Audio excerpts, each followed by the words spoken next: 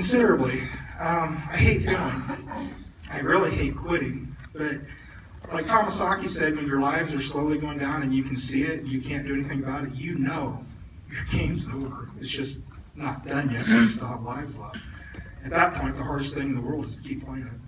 You know it's over. You can see the score. Kind of quick math in your head. You're not going to get it. That was extremely frustrating. Not knowing when it was going to be done. They did the Kickstarter and they estimated February of 2014 it was going to be released. They missed. I've been asked repeatedly over the last few years, and even now they've got a distribution deal in place. No release date yet, so I still don't know when it's going to come out. It's frustrating, not knowing what the final product was going to be. That part of it's removed now. I'm happy with the result. I think they did a really good job, but I still can't tell you when it's coming out because I don't know. I honestly don't know.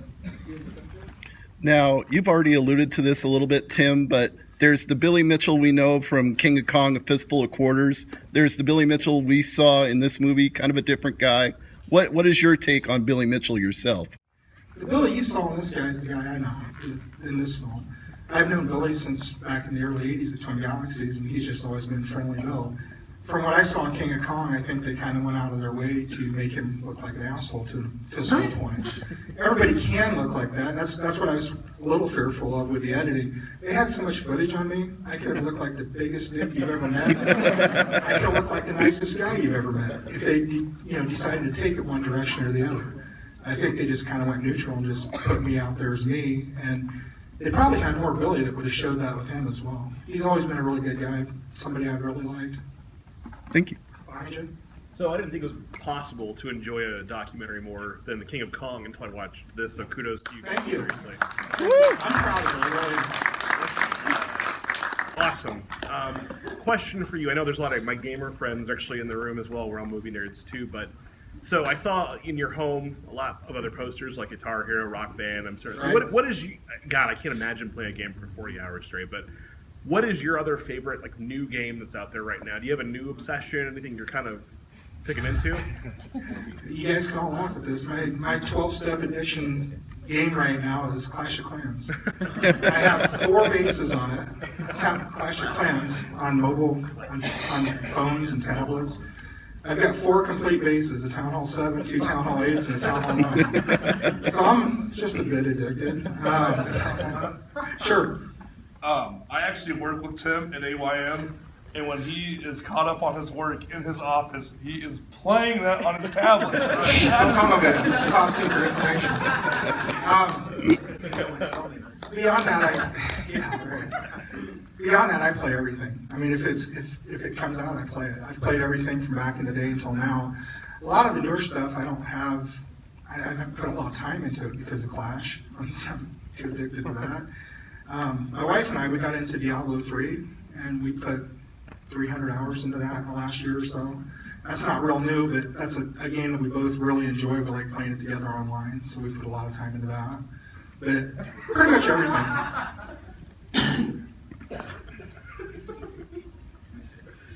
You going to say something? Oh, okay, before Tim asks for your question, when I think of it now, let me get this out. This is real important, actually.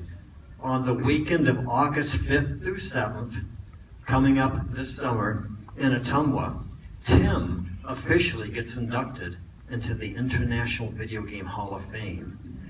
Everybody's invited.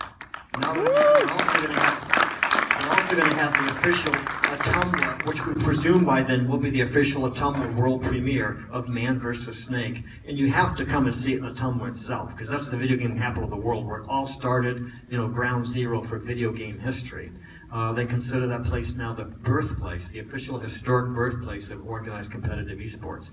So please make a note of that. Come to Ottumwa the weekend of August 5th through 7th and see Tim get inducted into the International Video Game Hall of Fame. And if you come on the 7th, bring me cake. It's my birthday.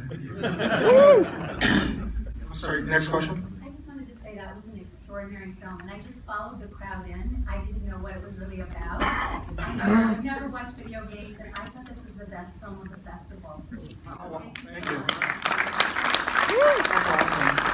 when they first told me the title, Man versus Snake, all I could think of was Steve Irwin. Oh, crikey, look at that snake, he's angry now. You know, I thought, man, they're not even going to know it's about video games.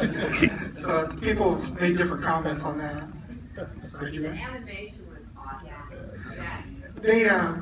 They tried to figure out how to fill in the holes from the historical stuff that they didn't have footage of. So their answer was the animation. I thought it was pretty cool. Anybody else for me or anybody else up here? A quick question for Walter. A little follow-up on Twin Galaxies. I know there's not a physical location in Ottumwa anymore. Can you tell people about that?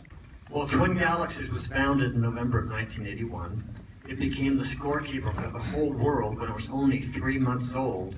And it was the place that organized competitive esports, almost 35 years ago. The arcade did close along with the failure of the global arcade industry back in 1984. But the scoreboard continued onwards and does have a website at twingalaxies.com, which anybody can go there and check world records or see what competitive play is all about now. But there is a big initiative right now to try and reopen up Twin Galaxies in Ottumwa, Iowa. And it may be open in time for the big celebration in August when Tim and some other people get inducted into the International Video Game Hall of Fame. Tim is getting inducted side by side with some pretty famous people. I can't remember, Grace. Can you remember who was getting inducted for 2015? Grace Snokey from Lincoln, Nebraska is one of the stars of the International Video Game Hall of Fame. She's the secretary for the board of the Hall of Fame, and she actually does most of the work and most of the stuff. It's her creative genius and energy that makes it all happen. So Grace, is John Romero one of them? No. But Eugene Jarvis, who invented Defender. Isn't he in the class? Eugene Jarvis, who invented Defender and Robotron and stuff, will be inducted at the same time as Tim. Thor Akerlund, Tim Balderramos, David Bishop, Eric Jenner, Catherine Gunn, Steve Harris, Eugene Jarvis, Josh Jones, Tim McVey, and Gary Stern. Gary Stern, founder of Stern Pinball. So there's some illustrious names there who are going to be inducted along with Tim at that time. So people should come. And but Twin Galaxies is very active. It's owned. I retired. I do trading cards, and I'm trying to work on music. And Twin Galaxies is owned by Jace Hall, a Hollywood producer who keeps it going and keeps expanding its services. I'm going to do this tour anyway. Does anybody have any questions for my wife? She's been through this whole process, and I can never get her up here. Chris, take the phone so you can film. I want her up here. Come on. Tina.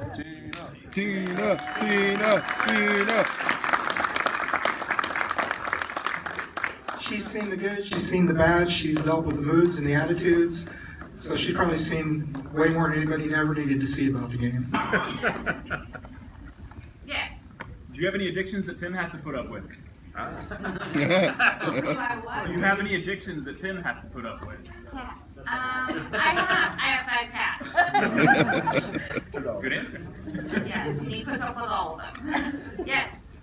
During the whole thing, how did you keep your sanity when his emotions swung from one way to another? How did you manage to keep your sanity? I think I went a little insane pretty much at all points during it. He didn't think when he actually did the record at Christmas time, he didn't think I was going to actually stay awake.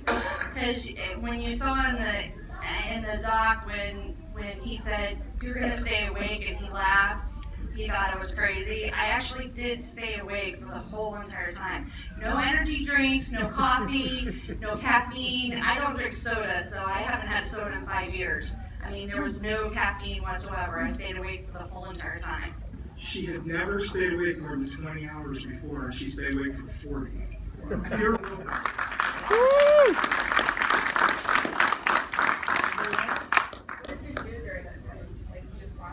Well, I mean, I watched him, and like all the other times, we had the feed up, so people would ask questions, and I would read the questions to him, and he had the camera up, so he would answer them, and basically anything I needed. If I needed something to drink or something to eat, macaroni and cheese. yes. Craft. There is no substitute. They should have gotten royalties, so. Anybody else? No? Okay. Thank you all for coming.